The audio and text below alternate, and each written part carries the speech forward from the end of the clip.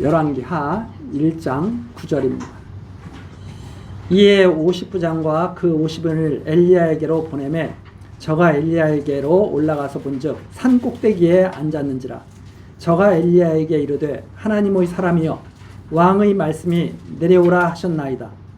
엘리야가 50부장에게 대답하여 가로되 내가 만일 하나님의 사람이면 불이 하늘에서 내려와서 너와 너의 50인을 살을지로다 하매 불이 곧 하늘에서 내려와서 저와 그 50인을 살랐더라. 왕이 다시 다른 50부장과 그 50인을 엘리야에게로 보내니 저가 엘리야에게 일러 가로되 하나님의 사람이여 왕의 말씀이 속히 내려오라 하셨나이다. 엘리야가 저희에게 대답하여 가로되 내가 만일 하나님의 사람이면 불이 하늘에서 내려와서 너와 너의 50인을 살을지로다 하매 하나님의 불이 곧 하늘에서 내려와서 저와 그 50인을 살랐더라. 13절입니다. 왕이 세 번째 50부장과 그 50인을 보낸지라. 셋째 50부장이 올라가서 엘리야의 앞에 이르러 꿇어 엎드려 간구하여 가로되 하나님의 사람이여 원컨대 나의 생명과 당신의 종인 이 50인의 생명을 당신은 귀히 보소서. 불이 하늘에서 내려와서 전번의 50부장 둘과 그 50인들을 살랐거니와 나의 생명을 당신은 귀히 보소서 하매 여호와의 사자가 엘리야에게 이르되 너는 저를 두려워 말고 함께 내려가라 하신지라. 엘리야가 곧 일어나 저와 함께 내려가서 왕에게 이르러 고하되 여호와의 말씀이 네가 사자를 보내어 에그론의 신 바알세붑에게 물으려 하니 이스라엘에 그 말을 물을 만한 하나님이 없음이냐. 그러므로 네가 그 올라간 침상에서 내려오지 못할지라. 네가 반드시 죽으리라 하셨다 하니라. 16절까지 말씀입니다. 우리 주부에 보시면 오므리 집이 이제 폐역하고 멸망을 당하는 것이 하나님이 정하신 뜻인데 지금 선지자로 교훈하시는 내용입니다.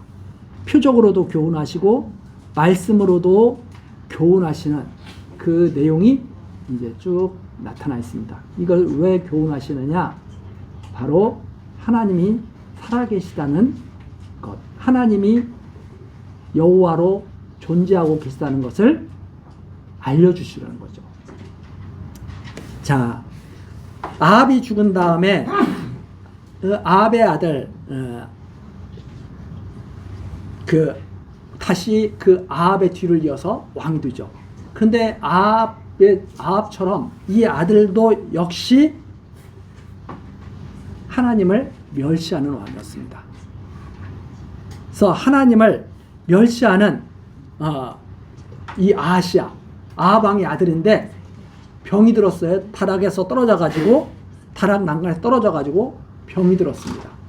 멀쩡하다는 사람도 갑자기 넘어져서 다치거나 떨어져서 병들면 일어나지 못하고 이렇게 그냥 세상을 뜨는 경우도 많이 있죠. 사람 일이라고 하는 것은 정말 우리가 한 치 앞도 내다볼 수가 없습니다. 우리들은 장래일을 걱정하면서 살지만 내일 일은 사실 아무도 모르죠.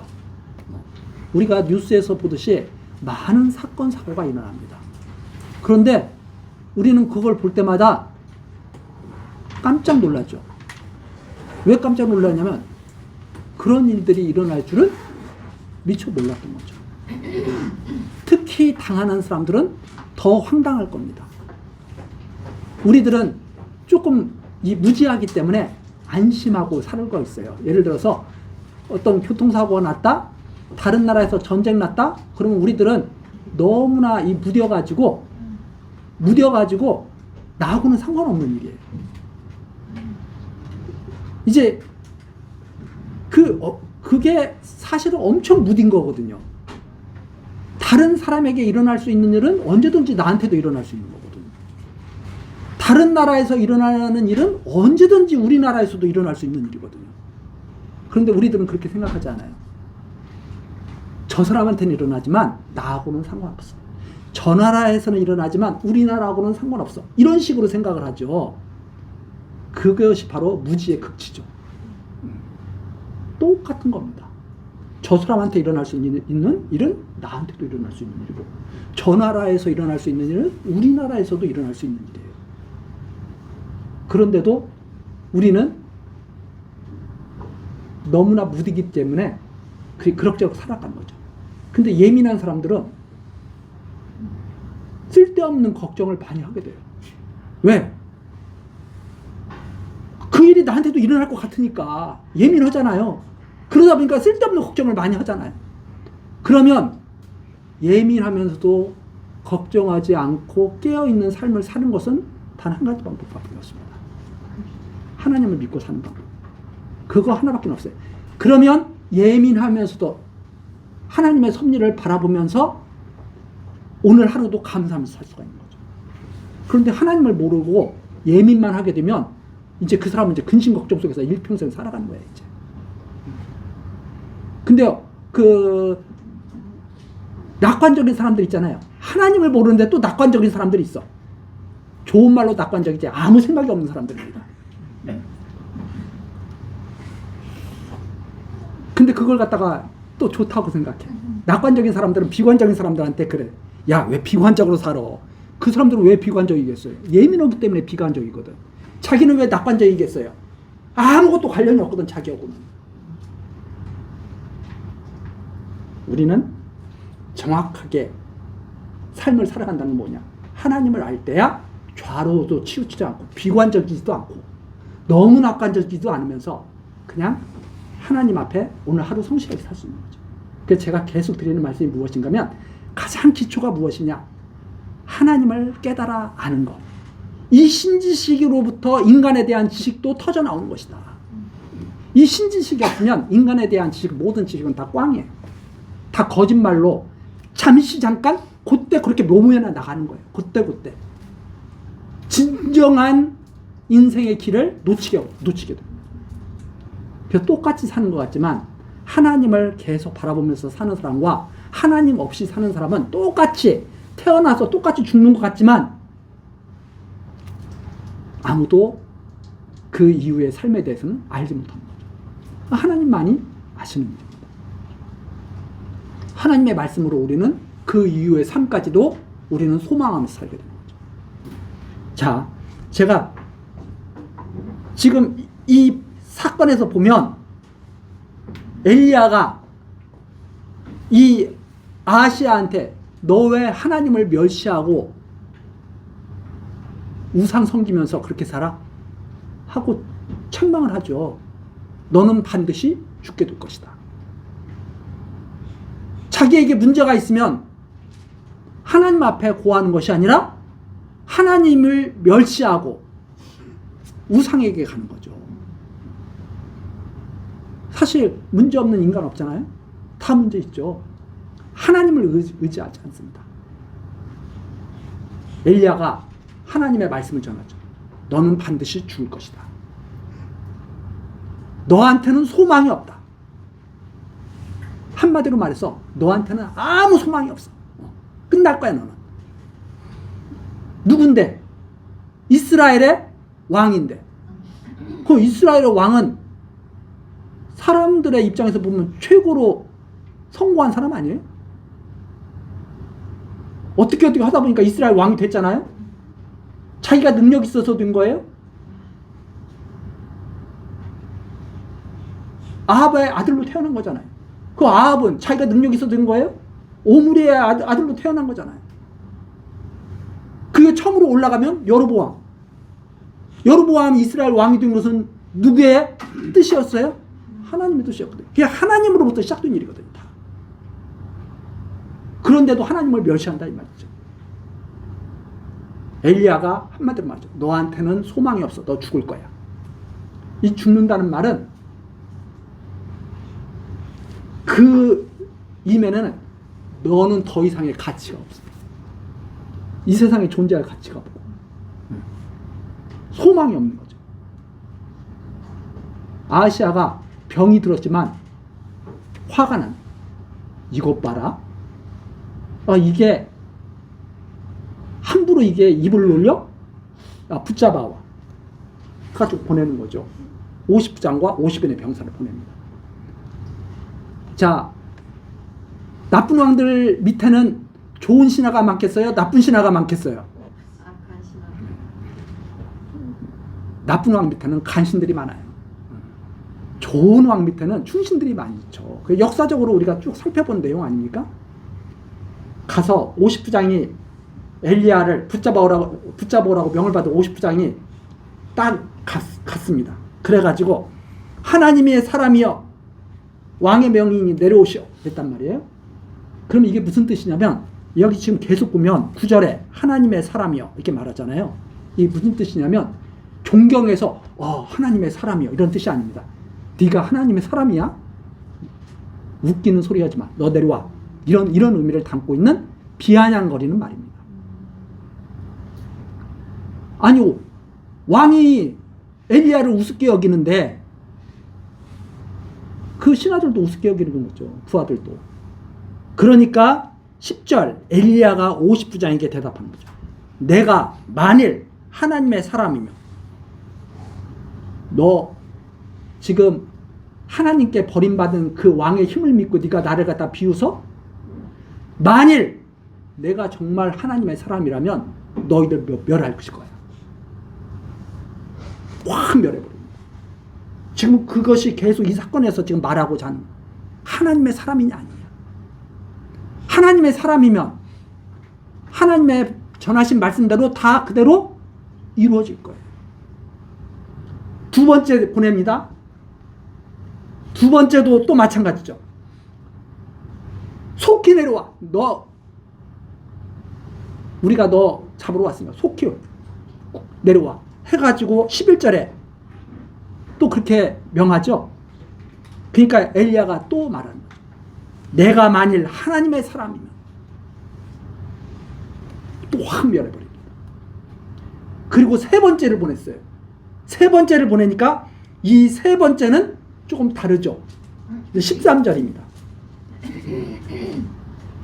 자, 이 아하시야가 그 소식을 듣고도 굴하질 않아요. 그러니까 이 마음이 세상 사람들 봤을 때는 강철 같은 사람이라고 말할 수 있어요. 그렇죠? 굴하지 않아. 웬만한 일에. 마음이 강철 같은 게 항상 좋은 게 아닙니다. 부드러워야 돼. 사람들은 막 의지가 굳세고 이런 것만 좋아합니다. 근데 의지가 정말 하나님께서 주신 의지가 굳센 것과 고집이 센 것은 다르죠. 근데 사람들이 고집 센 것을 의지가 굳센 걸로 착각하는 경우가 많이 있어요. 그렇지 않습니다. 고집 센 것은 정말 악한 거예요. 하나님을 모르면 얼마나 고집이 세 그렇게. 근데 의지가 굳세다 했을 때는 하나님이 주신 의지라고 하는 것은 믿음에 대한 의지. 굳세가지고 흔들리지 않아야 돼. 그것은. 그런데 사람의 고집은 빨리 포기해야 돼요. 끝까지 포기하지 않고. 그런데 이제 끝까지 포기하지 않는 것을 갖다가 뭐 오뚜기, 뭐 7.8기, 뭐 이런 식으로 많이 쓰잖아요. 좋게 해석을 하면 참 좋지만 7.8기에서 집안 말아먹은 사람도 많이 있습니다. 사업한다고 막 7.8기 해가지고 안 되는 것은 딱 정리할 수가 있어야 되죠. 예를 들어서 뭐 그런 분들이 있잖아요. 뭐 사법고시 같은 거 지금은 이제 없어졌지만은 막 끝없이 도전해가지고 아무것도 나중에 나이 들어가지고 아무것도 못하는 거 그런 거 우리 사회에서 문제되는 것도 많이 봐왔잖아요. 의지가 굳세서 성공하는 사람도 있지만 그렇지 못한 사람도 있죠. 그래서 항상 굳센 것, 세상에서 굳센 것이라고 했을 때 이게 고집이냐 하나님의 뜻에 내가 사로잡힌 거냐 이런 것들을 우리가 잘 분별할 수 있으면 참 좋겠죠. 이 아하시야 굴복하지 않습니다. 계속 잡아오라고. 왕이 명령하니까 따라야 돼? 안 따라야 돼요? 세 번째 50부장은 따르긴 따르는데 조금 다릅니다. 거기 보시면 셋째 50부장이 13절이죠. 엘리야 앞에 이르러 꿇어 엎드려 간구하여. 앞에 나온 사람들하고 어때요? 달라. 엘리야를 대한 태도가 벌써 달라. 그래서 하나님의 사람이요. 똑같이 하나님의 사람이요. 이 사람은 하나님의 사람임을 인정하는 사람이야. 엘리야가. 앞에 하나님의 사람이요 하는 것은 조롱하는 사람이고, 네가 하나님의 사람이라고? 이러면서 조롱하는 거고, 이 사람은 진짜 야, 이거 하나님의 사람 아니면 이런 일이 일어날 수 없어. 그래서 꿇어 엎드려서 간구하죠. 너 빨리 내려와 이러는 게 아니라 엎드려서 간구하죠. 제발 우리의 생명을 귀히 보시옵소서. 제가 다 무슨 일이 일어났는지 들었습니다. 그러면서 당신은 생명을 귀히 여겨 주시옵소서. 이 생명을 귀히 여겨 달라고 하는 이것은 정말 아름다운 말입니다. 저는 이 나이가 들어가서 그런지, 남자가 나이가 들어가면 여성 호르몬이 많아진다고 그러잖아요. 너무 요즘에 울컥울컥 하는 일이 많아져요. 그냥 이렇게 말을 전해 들어도 울컥하면서 눈물이 나려고 그래. 무슨 얘기를 들으면 그러느냐. 예를 들어서 그런 거죠. 어미 강아지가 어저께 사모가 그러더라고요. 무엇을 보고 저한테 말을 해주더라고요. 어미 강아지가 진돗개가 새끼들을 낳았는데 새끼를 이제 분양을 하는 거예요. 이제 그 새끼를 분양하는데 그 자기 새끼가 다른 사람한테 가는 걸 갖다가 이 아는 그 어미 진돗개가 가기 전에 그 새끼를 계속 핥아주고 막 이러면서 막 그렇게 허전한 그 영상을 저한테 얘기를 해준 거예요. 눈물을 꼭 참았어요. 와, 정말 왜 이 세상이 진짜 이럴까? 아무리 짐승이지만 그 얼마나 마음이 아프겠어요. 그런데 뉴스에 보면은 막 그 강아지들 자전거 오토바이에다 끌고 막 끌고 하는 그런 뉴스 나오는 적도 그러잖아요. 너무나 속상한 거예요. 막 저절로 눈물이 나. 왜 이렇게 강팍한지 세상이. 짐승에 대한 감정도 그럴진데 사람이 당하는 그러한 것들을 보면 얼마나 마음 아프겠어요. 너무나 우리 사람들이 정말 무지하고 강팍하고 생명을 좀 귀히 여겨주십시오. 여호와의 사자가 그때 엘리야에게 두려워 말고 함께 따라가라. 그래서 엘리야가 이스라엘 왕 앞에 서게 된 거죠. 서가지고 두려움 없이 하나님의 말씀을 그대로 선포합니다. 당신은 끝났어. 당신에게는 더 이상 생명이 없어. 해가지고 말씀을 탁 선포해버린 거죠. 누가 지켜주실 거니까? 하나님이 지켜주실 거니까. 그래서 이 엘리야도 그렇지만 이 엘리야가 바로 세례 요한의 그 심령으로 또 이렇게 세례 요한이 그 왕 앞에 딱 가가지고 당신은 왜 결혼할 사람이 없어가지고 당신의 동생이 함께 살던 그 여자와 결혼해서 살고 있어. 하나님께서 책망하시는 일을 하다가 나중에 목이 잘라서 이렇게 죽게 되잖아요. 하나님의 사람들은 두려움 없이 말할 때는 말하게 됩니다. 저는 그래서 이 사람이 어디에서부터 진정한 용기가 생겨나는가? 하나님의 그 살아계신 것을 믿을 때 진정한 용기를 가지고 살아갈 수 있다. 이렇게 저는 생각을 합니다. 그렇지 않으면 우리들은 언제 무너질지 모르죠. 하나님이 안 계시다면 성도들은 정말 허무한 삶을 사는 겁니다. 왜? 안 계신 하나님을 믿는다고 이렇게 지금 신앙생활을 하고 있으니 얼마나 불쌍한 사람이 돼요. 하나님이 계실 때는 성도들은 최고의 삶을 살고 있는 거죠. 자, 어쨌든 이렇게 해서 왕이 죽게 됩니다. 17절이죠. 왕이 엘리야에 전한 여호와의 말씀대로 죽고 저가 아들이 없으므로 여호람을 대신하여 왕이 되니, 여호람이 대신하여 왕이 되니, 여호람은 바로 아하시아의 형제입니다. 유다왕 여호사밧의 아들 여호람의 제2년이었더라. 왜 아들이 없이 죽었을까요? 그것은 우리가 앞의 내용을 통해서 알 수 있습니다. 아합왕의 아들 때 다 망해야 되거든. 하나님께서 그렇게 정해놓으셨거든. 아합왕의 아들 때 망해요. 손자대로 안 내려가. 그것이 하나님이 정하신 말씀이었습니다. 앞에 나오죠. 아하시아의 남은 사적은 모두 이스라엘 왕 역대지라에 기록되지 않느냐. 많은 일들이 있지만 바로 이 사건이 아하시아가 죽었던 결정적인 까닭입니다. 하나님의 사랑을 멸시하고 하나님을 배반한 패역한 삶. 그것이 바로 아하시아의 죽음의 가장 큰 까닭이었죠. 다른 것들은 뭐 정치를 어떻게 했느니 뭐 이게 핵심이 아니에요. 하나님을 인정하고 살았느냐, 그렇지 않고 살았느냐. 세상 권력자들이 자기가 최고인 줄 압니다. 자기 말이면 다 벌벌 떨어야 흡족함을 느끼죠. 무식해서 그렇습니다. 무식한 지도자일수록 하나님의 뜻을 멸시하고 자기의 뜻을 관철시키기 위해서 애를 쓰죠. 그러나 지혜로운 왕이라면 하나님을 경외하는 그러한 삶을 살아가게 됩니다. 그것이 바로 다윗 왕이었죠. 오늘날에도 마찬가지입니다.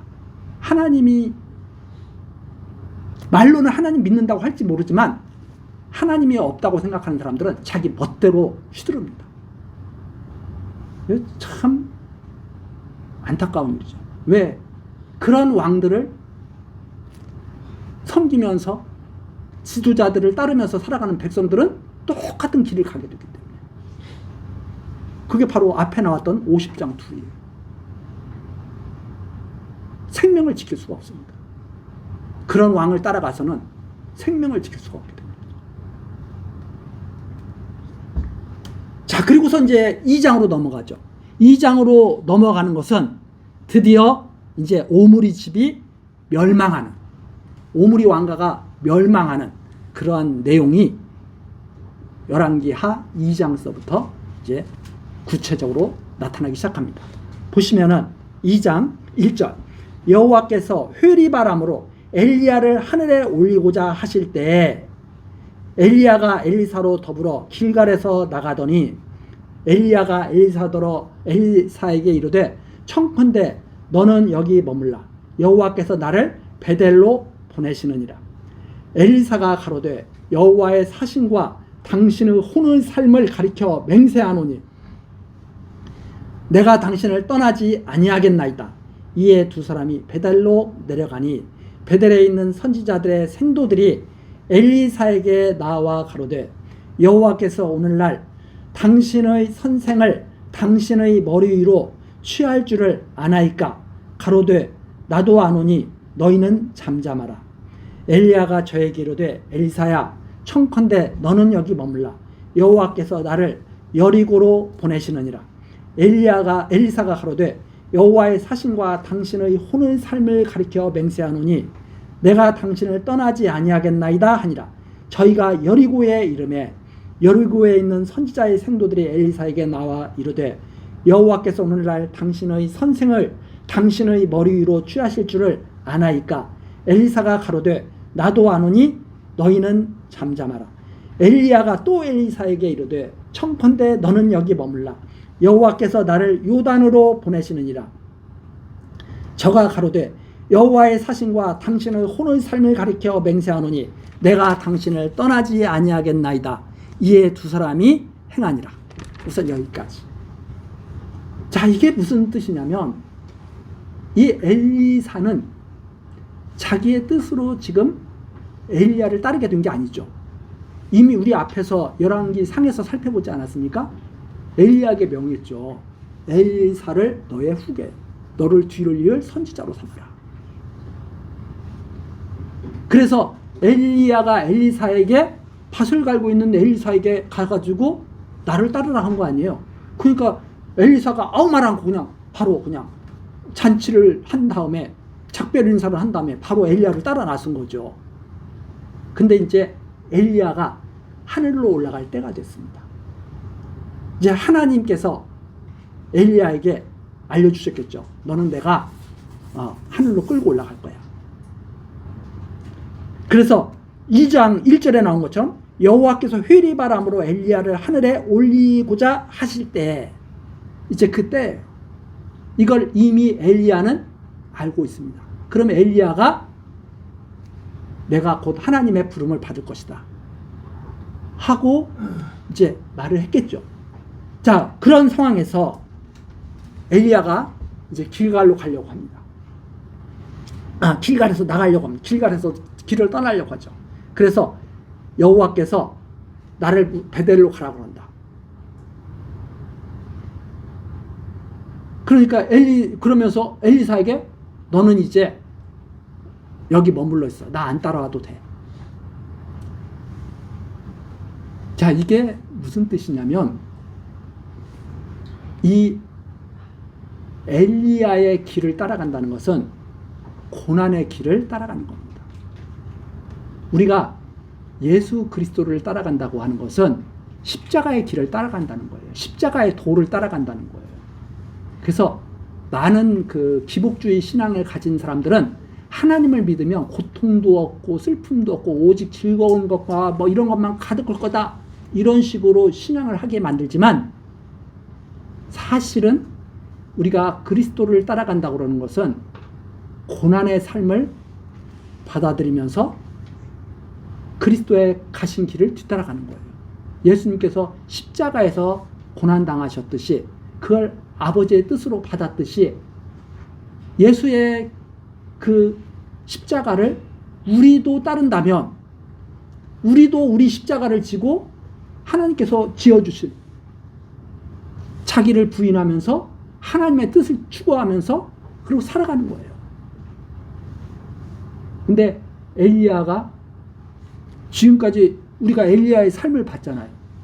도망 다니고 목숨의 위협을 느끼고 이러면서 엘리야가 나중에는 완전히 지쳐가지고 하나님, 저 혼자만 남았습니다. 제발 저도 죽게 해주십시오.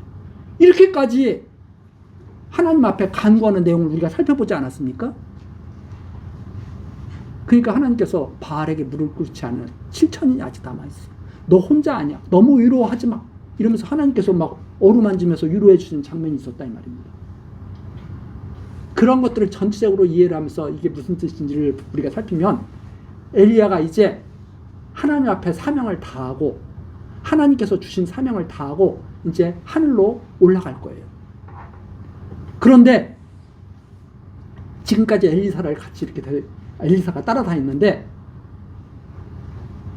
엘리사가 이제 그 길을 또 가야 되는 거예요. 그 길을 가야 되는데 엘리야의 마음은 그 길이 너무 고난의 길이고 너무 힘들어. 우리가 보통 그러잖아요. 자녀들한테, 야, 너는 아빠처럼 살지 마. 그래도 자녀는 또 누구처럼 살아? 아빠처럼 또 살아. 야, 이 직업, 아빠가 가진 이 직업 별로 이렇게 좋은 직업이 아닌 것 같아. 너는 다른 직업 가지고 좀 편하게 살아. 근데 또 똑같은 직업을 따라가. 이러는 게 경우가 많잖아요. 왜? 그게 받은 사명이야. 그 하나님께서 주신 그 재능이야, 재능. 그래서 그렇지 않은 경우도 많이 있겠지만, 일반적으로 부모가 살던 방식을 자녀들이 그대로 따라가는 경우가 많이 있어요. 여러 자녀들이 있으면 꼭 그런 자녀들이 나와, 거기에서. 그래서 제가 또 쓸데없는 말을, 직업을 자녀들이 선택할 때 내가 무슨 직업을 가지고 있나 가만히 생각해 보면, 알 수가 있어요. 생판 부모가 모르는 직업 선택하라고 부모들이 권하지 않습니다. 이 자녀들의 그 성장 모습도 가만히 보면 누구를 닮았는지 알 수 있어요. 근데 부모들은 항상 그래요. 넌 누구를 닮아서 이 모양이냐? 그거 자기한테 책망하는 소리예요. 자기 닮았지 누구 닮았어. 그렇게 말하지 말고 너 누구를 닮아서 그 모양이냐 하고 말하지 말고 야 너는 어쩌면 그렇게 똑같이 나를 닮고 아빠를 닮고 엄마를 닮으니 근데 생각해보면 이런 것은 조금 더 발전했으면 좋겠어. 이렇게 말해야지. 자기는 생판 안 그렇냐? 너 누구 닮아서 그 모양이냐? 자녀들이 그거 보고 속으로 그래요. 누구 닮긴 누구 닮았어. 아빠 엄마 닮았지. 그럼에도 불구하고 고생하지 않기를 바라요. 부모들은 고생하지 않기를 바래. 자녀들이. 이 엘리야도 자기의 길이 하나님께 받은 사명의 길인 것을 너무나 잘 알고 있지만 엘리사가 그 길을 또 걷는다? 조금 그래도 좀 평범하게 살았으면 좋지 않을까 이런 생각을 할 수 있는 거죠. 그런 의미를 가지고 엘리사에게 지금 그러는 거예요. 엘리사야, 너 이제 여기까지 따라왔으면 잘했어. 이제 여기 그만. 엘리사가 끝까지 어떻게 했는가? 그래도 함께 끝까지 하겠습니다. 그걸 계속 반복하는 내용이 여기까지 나와요. 그런데 다른 선지자 그 학교에 있는 성도들 생도들이 물어봐요. 지금 일이 어떻게 될 줄 알고 계시죠? 곧 엘리야 하나님께 부름받고 이렇게 하면은 힘들어지는 거 알고 계시죠? 그러니까 잠잠히 좀 있어. 있잖아요. 우리 일반적인 일도 있잖아요. 큰 기둥이 딱 넘어지게 되면 집안에 큰 기둥이 딱 넘어지게 되면 집안이 어떻게 돼요? 휘청휘청 그런 느낌이에요. 지금 어떻게 되는지 이제 알고 계시죠? 엘리야가 곧 하나님께 부름을 받을 텐데 당신 알고 계시죠? 나도 알아. 잠잠히들 해. 너무 두려워하고 걱정하고 그러지 말고 하나님의 섭리를 받아들이고 잠잠해 하면서 계속 따라가는 거죠. 이 내용이 바로 여기에 나타나 있다. 이렇게 생각하시면 됩니다. 끝까지 떠나지 않고 드디어 길갈에서 떠나서 베델에 가서 여리고로 가서 요단까지 가게 됩니다. 그래서 요단까지 엘리사는 끝까지 따라갑니다. 엘리사의 의지가 강해서일까요? 원래 하나님께서 그런 의지를 주셨을까요? 하나님께서 엘리사를 모세의 뒤를 이을 후계자로 여호수아를 하나님께서 세웠듯이 엘리야의 뒤를 이을 후계자로 엘리사를 세우신 거죠. 끝까지 함께합니다. 이런 사람들이 끝까지 함께하는 사람들이죠. 그래서 예수님도 당신을 따르게 할 제자들, 따르지 못하게 할 제자들 다 말씀하셨잖아요. 너는 나 따라오지 마. 너는 꼭 나를 따라와. 이렇게 말씀하시는 내용이 복음서에도 그래서 나타나 있는 거죠. 자, 7절입니다. 2장 7절. 선지자의 생도 50인이 가서 멀리 서서 바라보매 그 두 사람이 요단가에 섰더니 엘리야가 겉옷을 취하여 말아 물을 치매 물이 이리저리 갈라지고 두 사람이 육지위를 건너니라. 엘리야가 하나님의 선지자인 것을 표적을 통해서 확 드러내죠. 물이 갈라지고 마른 땅을 엘리야와 엘리사가 건너가게 됩니다. 9절이죠. 건너매 엘리야가 엘리사에게 이르되 나를 네게서 취하시기 전에 내가 네게 어떻게 할 것을 구하라. 엘리사가 가로되 당신의 영감이 갑절이나 내게 있기를 구하나이다. 가로되 내가 어려운 일을 구하는도다. 그러나 나를 네게서 취하시는 것을 내가 보면 그 일이 네게 이루려니와 그렇지 않으면 이루지 아니하리라 하고 두 사람이 행하며 말하더니 호련히 불수레와 불말들이 두 사람을 격하고 엘리야가 회리바람을 타고 승천하더라. 엘리사가 보고 소리 지르되 내 아버지여 내 아버지여 이스라엘의 병거와 마병이여 하더니 다시 보이지 아니하는지라. 이에 엘리사가 자기 옷을 잡아 둘에 찢고 엘리야의 몸에서 떨어진 겉옷을 주워 가지고 돌아와서 요단 언덕에 서서 엘리야의 몸에서 떨어진 그 겉옷을 가지고 물을 치며 가로되 엘리야의 하나님 여호와는 어디 계시나이까 하고 저도 물을 치매 물이 이리저리 갈라지고 엘리사가 건너니라. 이 내용이 14절까지 됩니다. 이게 무슨 내용이냐? 자, 엘리야는 계속 엘리사 보고 머물라고 했지만 엘리야는 끝까지 엘리사를 따라가게 됩니다. 그게 하나님이 정하신 섭리죠. 끝까지 따라가는데 드디어 엘리야와 엘리사가 요단을 건너가게 되죠. 건너가게 되는데 엘리야가 엘리사에게 말합니다. 야, 나 이제 엘리사야, 나 이제 여호와께 취함을 곧 받을 거야. 가기 전에 내가 여호와께 취함을 가기 전에 너가 원하는 것 내가 좀 해주고 싶어. 내가 할 수 있는 일을 좀 해주고 싶어. 무엇을 해줬으면 좋겠느냐 하고 물어봅니다. 그랬더니 엘리사가 그러는 거예요. 당신의 영감이 갑절이나 내게 있기를 원하나이다. 이거 무슨 말이냐면 당신의 뒤를 이어서 선지자가 되게 해주십시오. 갑절이라는 말은 욕심부리는 말이 아닙니다. 원래 이스라엘의 그 율법에 의하면 장자에게는 2배를 줘요.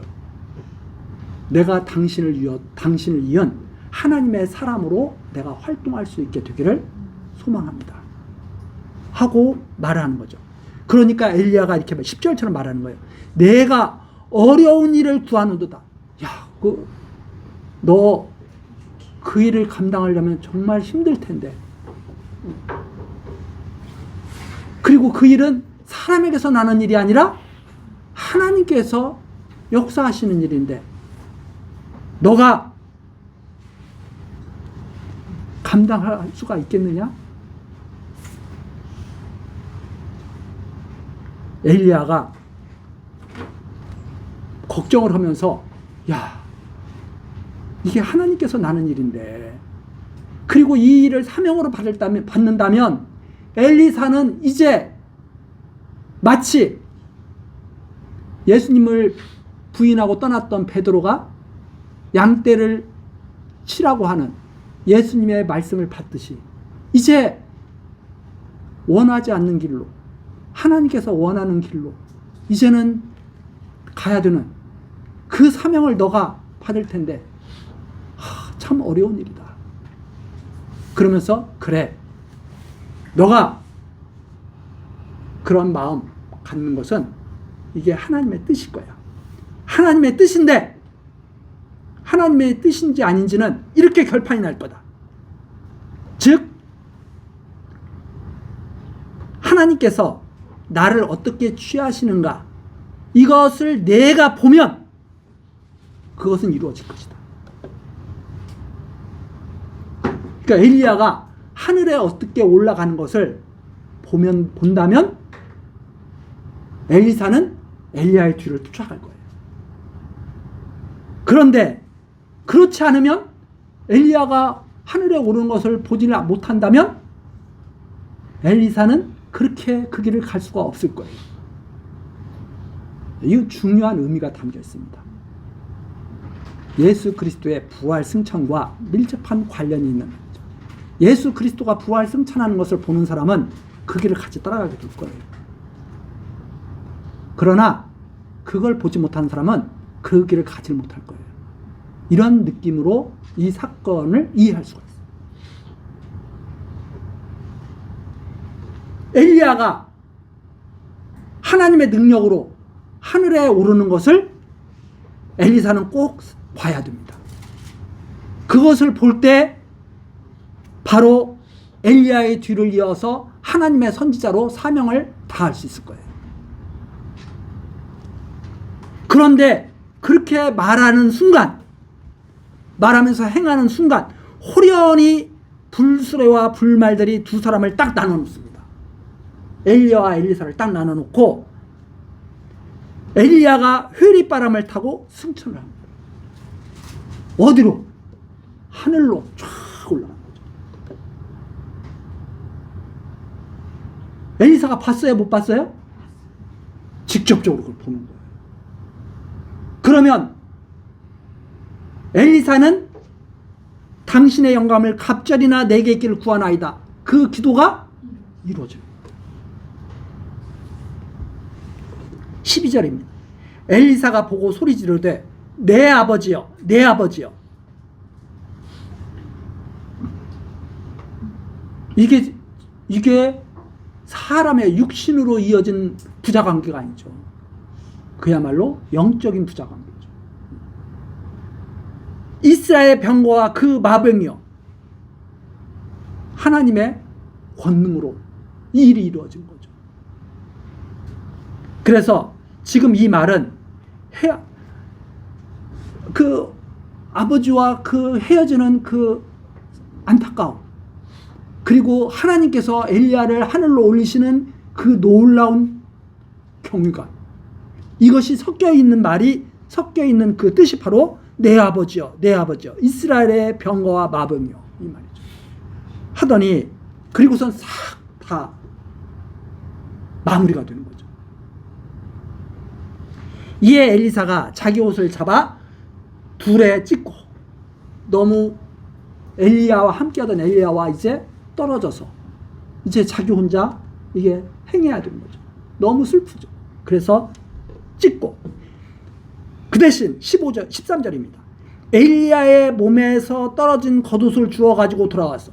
엘리야가 남긴 것은 무엇만 남겼어요? 겉옷을 남겼어요. 선지자들이 입는 그 옷만 남겼어요. 돌아와서 요단 언덕에 서서 엘리야의 몸에서 떨어진 그 겉옷, 엘리사에게 남긴 유일한, 엘리야가 남긴 유일한 것, 그 겉옷을 가지고 물을 치며 가로되 엘리야의 하나님 여호와는 어디 계시나이까 하고, 즉 하나님을 찾는 거죠. 엘리야가 믿었던 하나님, 엘리야가 전했던 그 하나님 여호와는 어디 계시나이까? 저에게도 함께 해주십시오 해가지고 물을 치니까 물이 이리저리 갈라지고 엘리사가 건넌다. 엘리사가 누구의 뒤를 이어서 선지자가 됐어요? 엘리야의 뒤를 이어서. 하나님께서 세운 선지자입니다. 자, 그리고선 15절입니다. 맞은편 여리고에 있는 선지자의 생도들이 저를 보며 말하기를 엘리야의 영감이 엘리사 위에 머물렀다 하고 가서 저를 영접하여 그 앞에서 땅에 엎드리고 가로되 당신의 종들에게 용사 50인이 있으니 청컨대 저희로 가서 당신의 주를 찾게 하소서. 염려컨대 여호와의 신이 저를 들어가다가 어느 산에나 어느 골짜기에 던지셨을까 하나이다. 엘리사가 가로되 보내지 말라 하나 무리가 저로 부끄러워하도록 강청하매 보내라 한지라. 저희가 50인을 보내었더니 사흘을 찾되 발견하지 못하고 엘리사가 여리고에 머무르는 중에 무리가 저에게 돌아오니 엘리사가 저희에게 이르되 내가 가지 말라고 너희에게 이르지 아니하였느냐 하였더라. 이게 무슨 말이냐면 엘리사가 이제 돌아왔어요. 엘리야의 겉옷을 가지고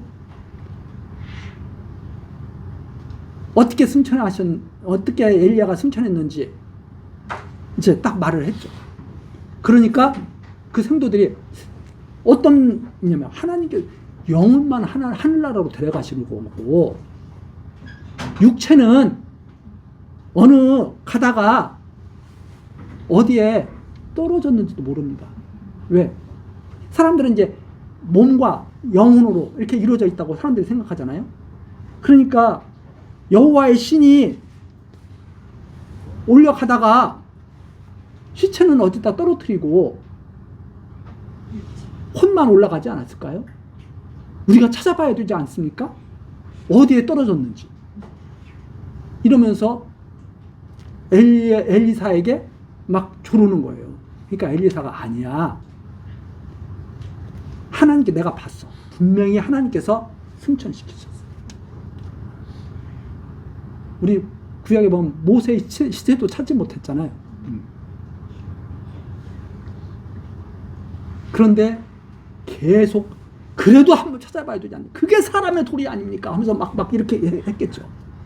부끄러울 정도로 아니 당신은 엘리야와 그렇게 엘리야를 수종하던 사람이 엘리야가 어디 떨어졌는지 시체도 안 찾아본단 말이에요. 이러니까 엘리사가 그러는 거예요. 아휴, 나 귀찮다. 그래, 한번 가봐. 찾을 수 있으면 한번 찾아봐. 찾았어요? 못 찾았어요? 못 찾았어요. 그러니까 내가 그런다고 했잖아. 가지 말라고 했잖아. 하나님께서 하늘로 올리신 거야. 내가 봤어. 무엇과 연관이 있어요? 10절. 내가 어려운 일을 구하는도다. 그러나 나를 내게서 취하시는 것을 내가 보면. 그리스도께서 몸은 부활 승천하지 않고 영혼만 부활 승천하셨어요? 도마에게 창자국 다 보여주시고 만져보라고 하시고 몸도 부활하셨죠. 그래서 이 말씀은 바로 그런 것을 우리에게 생각나게 하시면서 엘리사가 참 선지자로 하나님께서 세우신 것을 증거하시기 위한 내용이 바로 여기까지 됩니다. 그 뒤에도 계속 그런 내용들이 이어지는 거예요. 우리 다음 시간에 더 재밌는 내용들이 많이 나오죠. 다음 시간에 계속 살피기로 하고 오늘 여기까지 하시겠습니다. 기도하시겠습니다. 생명의 주인이신 하나님 아버지, 우리들로 날마다 하나님의 권능을 힘있게 하시고 살며 기동하게 하시니 감사와 찬송을 드립니다. 하나님, 이 시간에도 열왕기하 말씀을 통해서 언약하신 말씀대로 역사하시는 여호와 하나님의 섭리를 우리들 알게 하셨습니다. 모든 세상 역사가 사람들의 뜻에 의해서 이루어지는 것이 아니라 하나님의 정하신 뜻대로 이루어지오니 우리들 눈앞에 펼쳐지는 일에 일희일비하지 않게 하시고 모든 일을 합력하여 선을 이루게 하시는 하나님을 굳게 믿으며 하나님께서 주신 자리에서 언제나 성실하고 담대하게 살아갈 수 있는 참으로 지혜롭고 명철한 주의 백성들 되도록 지켜주옵소서. 예수 그리스도의 이름으로 기도드리옵나이다. 아멘.